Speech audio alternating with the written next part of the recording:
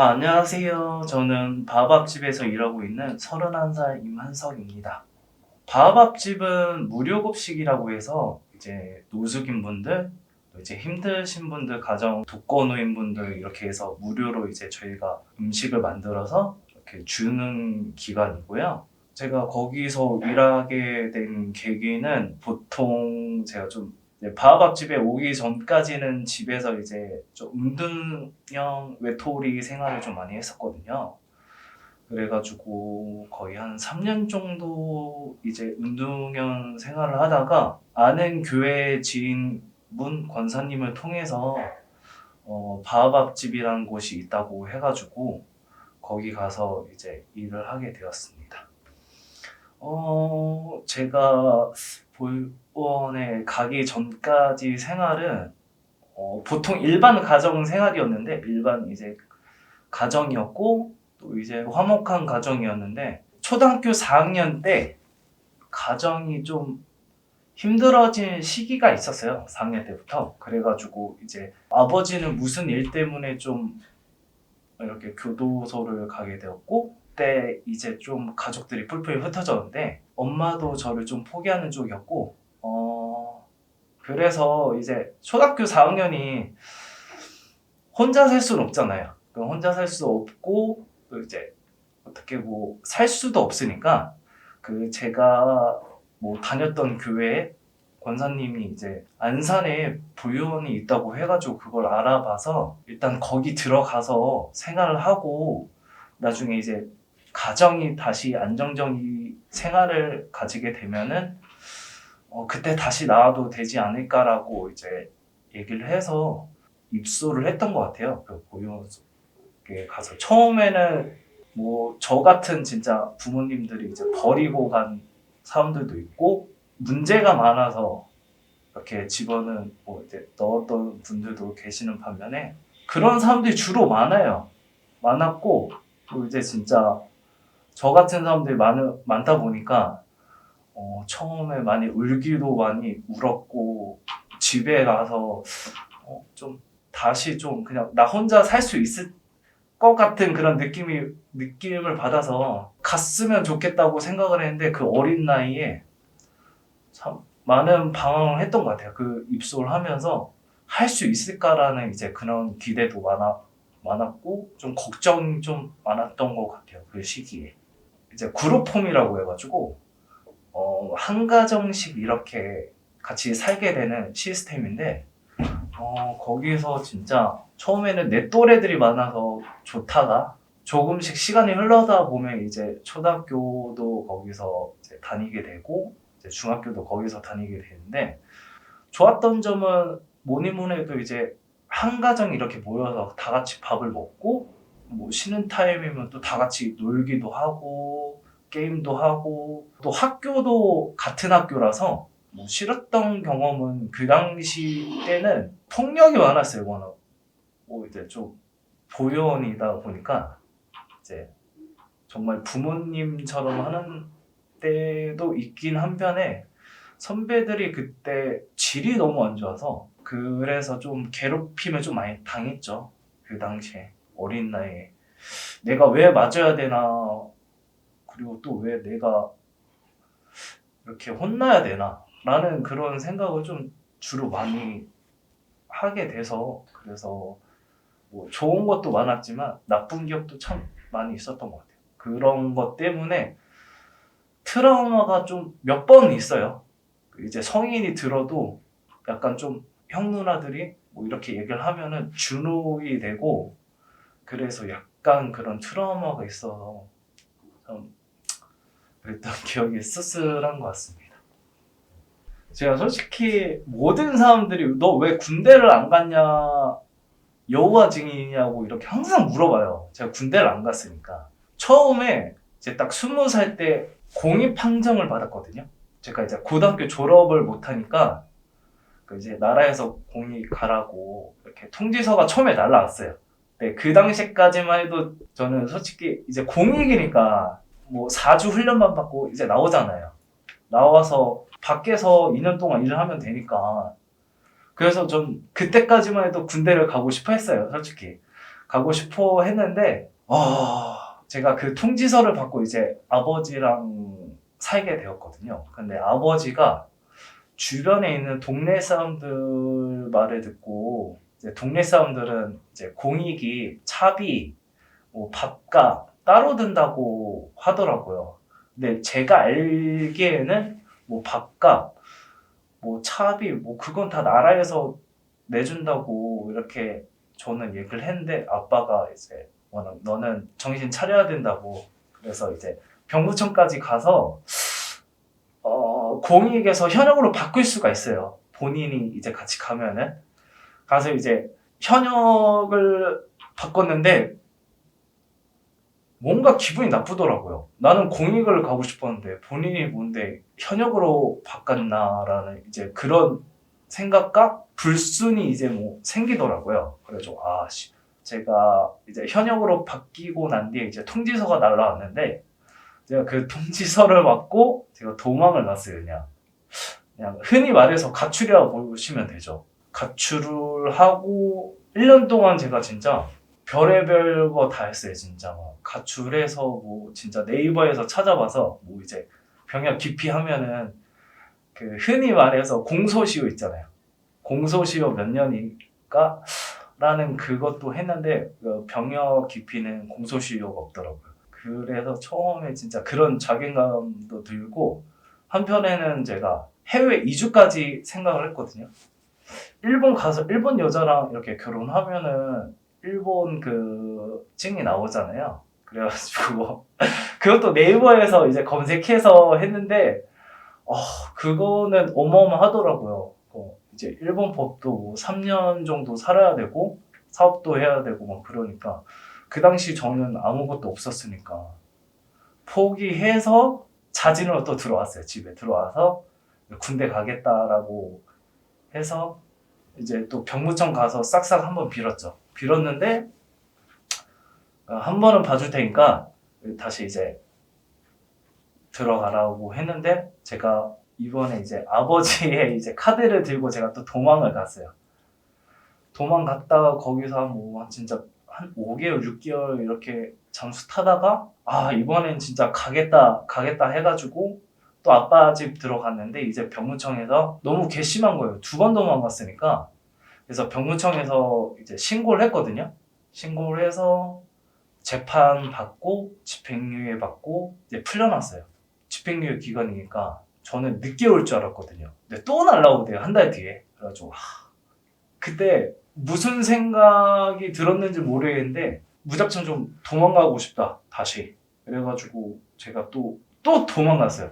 도망가고 한 몇 달 뒤에 또 다시 와서 싹싹 빌었는데 병무청에서 또 고소를 한 거예요. 그래가지고 제가 거기서 집행유예 있는 기간 중에 또 이제 동일한 범죄를 지으면은 어쩔 수 없이 형을 살아야 돼요. 그래가지고 제가 들어가게 됐죠. 저는 진짜 지금 돼서야 말할 수 있는데 정말 저주를 많이 했습니다. 원래 보통 자식들은 이제 부모를 공경을 많이 하잖아요. 효도하려고 하고. 근데 그 당시 제 상태로 봤을 때는 효도보다는 저주를 많이 해서 진짜 인생에 도움이 안 된다. 아버지를 잘못 만나서 내가 군대 가게 생겼네. 라는 이제 그런 좀 하소연을 좀 많이 했던 것 같아요. 네, 저는 지금 들고 있는데 지금 현대가 솔직히 이렇게 가정을 꾸미고 산다는 게 지금 힘든 시기인 것 같아요. 워낙 시기도 그렇고 세상도 그렇게 쉽지 않고 힘든 세상이니까. 근데 그래도 불구하고 가정을 이루고 이렇게 살면은 뭔가 좀 저한테 한 단계 더 이렇게 성숙하게 되는 계기도 있고 가장으로서도 뭔가 이렇게 느껴지지 않을까. 저희 아버지의 심정을 느끼지 않을까라는 좀 그런 기대도 있는 것 같아요.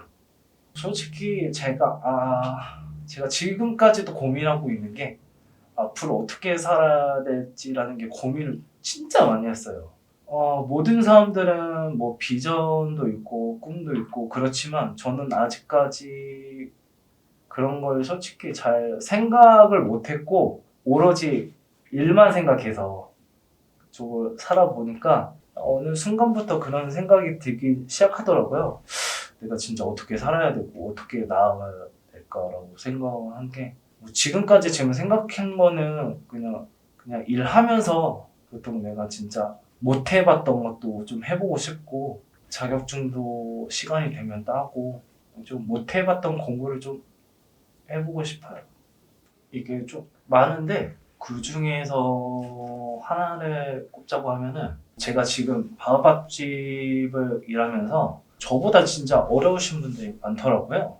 그런 분들을 보면서 제가 진짜 선수 만든 음식을 그분들한테 이렇게 준다는 게 너무 뿌듯해가지고 각인이 돼 있는 것 같아요. 그래가지고 너무 좋아가지고, 처음에는 내가 이런 일을 하면서 그런 분들한테 이렇게 기쁨을 줄 수 있을까라는 이제 그런 기대를 좀 많이 했는데, 막상 진짜 해서 나가서 이렇게 드리니까 기분이 너무 좋더라고요. 그래가지고 지금까지 중에서 그게 제일 1순위인 것 같아요, 지금.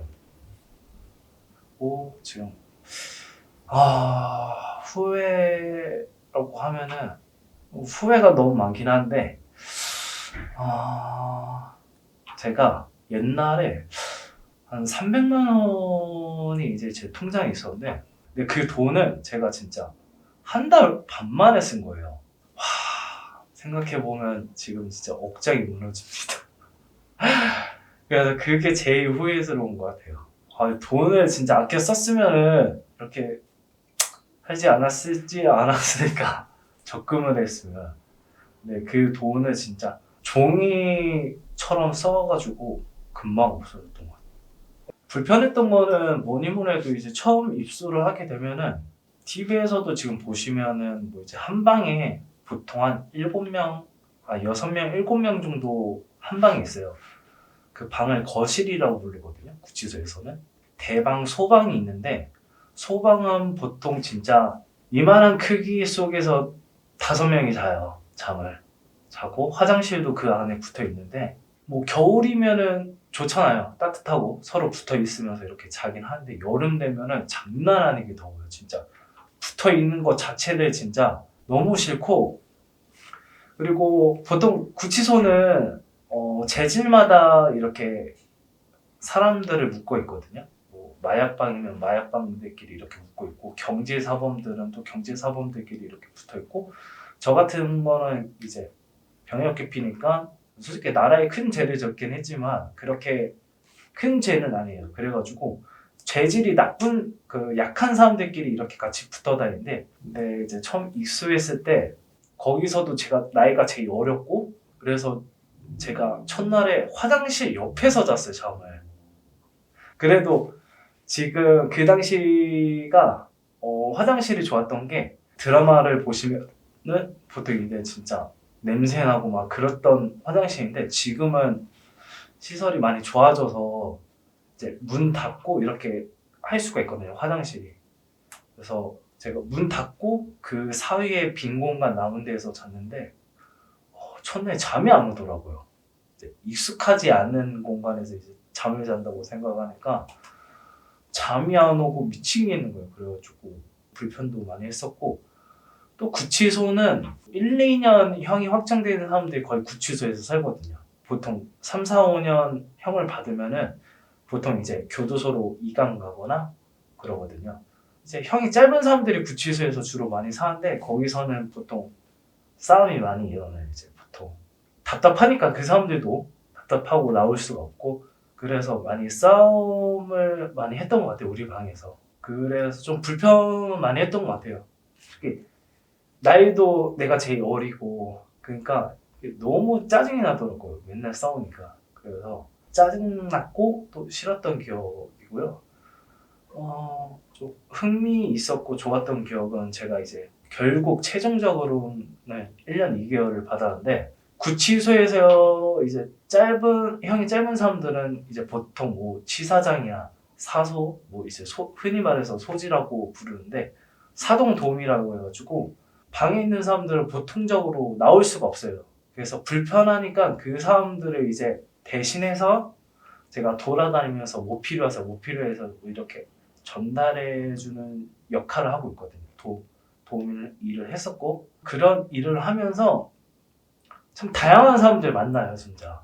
과자를 이제 시키면은 이게 일주일에 2번 시킬 수가 있거든요. 시키면은 저희가 이제 방마다 이렇게 뿌려주거든요. 이렇게 들어왔다 해서 이렇게 주면 또 그 사람들은 흔히 말해서 뇌물 같은 걸 줘요. 그래서 뇌물을 주고 우리는 또 그걸 받고, 근데 이제 사동 도우미는 그런 걸 받으면 안 돼요. 원칙적으로 규치소에 규칙이 있기 때문에. 어디 중소기업 회사 회장님이었는데 제가 그 동을 가게 됐거든요. 마지막 때 그 동을 가게 되는데 보통 구치소는 그 회장 같은 사람들 만나게 되면은 나중에 이제 출소할 때 두둑하게 좀 챙겨주거든요. 그 자기 구치소에 이제 통장이 있어요. 개인 통장인데 제가 오기 전에 있던 그 사동도우미는 진짜 차 한 대 받고 출소했거든요. 그래서 저는 그때 한 200, 300 들고 나왔던 것 같아요. 그래가지고 그런 기억이 있었던 것 같아요. 흥미로웠던 것 같아요. 저는 출소 첫날에 편의점 가서 담배를 딱 피고 세상에 나왔구나 라는 그런 걸 통감을 했던 것 같아요. 저는 군대를 가진 않았는데 그 군대에서 이제 제대하면은 사람들이 장화 같은 거 이렇게 던지고 막 그러잖아요. 그런 느낌이었던 것 같아요. 또 드라마에서 보면 두부 주잖아요. 저 두부 먹고 났습니다. 저는 진짜 흔히 말해서 운동 생활이 저는 히키코모리 진짜 방 안에만 있고 나오는 것도 거의 한 새벽 2, 3시에 나오고 낮에는 절대 안 나왔어요. 그때 당시 제 몰골이 진짜 장난 아니어서 너무 부끄러운 거예요. 사람들 앞에서 내 모습을 보여준다는 자체가 너무 부끄럽고 그래서 그 껌껌한 방에서 제가 게임만 하고 반페인처럼 그냥 생활하고 그랬던 것 같아요. 그런 생활을 하면서 3년 동안 지금 생각해보면 끔찍하죠. 지금은 용서가 됐고 용서했죠. 용서하고 내가 왜 그랬을까라는 그런 용서하기 전까지는 후회를 좀 많이 했었고요. 근데 이제 결국은 돌아가시고 난 뒤에 그런 생각을 했었고 그 전까지는 내가 뭐 나중에 가정하면은 그때 돼서 이제 아버지랑 이렇게 얘기할 수 있는 계기가 되지 않을까라고 생각을 했는데 그 기회는 결국 오지가 않더라고요. 결국 돌아가시고 난 뒤에 용서를 받아주는 것 같아서 그게 좀 아쉽긴 하죠. 아쉽고 너무 죄송하고 좀 더 빨리 이렇게 얘기를 했었으면 어땠을까라는 그런 후회가 좀 많았었죠. 바람은 제가 선택했던 이유는 더울 때 그 바람을 통해서 열을 식혀주기 때문에 뭔가 시원하고 뭔가 또 자유스럽고 자기가 원하는 곳도 갈 수 있고 그랬던 것 때문에 좋았던 것 같아요. 그래서 바람을 제가 택했던 것 같아요. 저한테는 좀 뭐라 말할까 뜻깊었던 시간이었고 또 이런 자리를 통해서 또 인터뷰를 할 수 있었던 게 좀 감사하다고 생각을 해서 인터뷰를 하면서 그냥 재밌었던 것 같습니다. 이것으로 구술생회사 구술자 바람님의 인터뷰를 마치도록 하겠습니다. 열심히 참여해주셔서 그리고 좋은 인터뷰 남겨주셔서 감사의 말씀드립니다. 감사합니다. 감사합니다.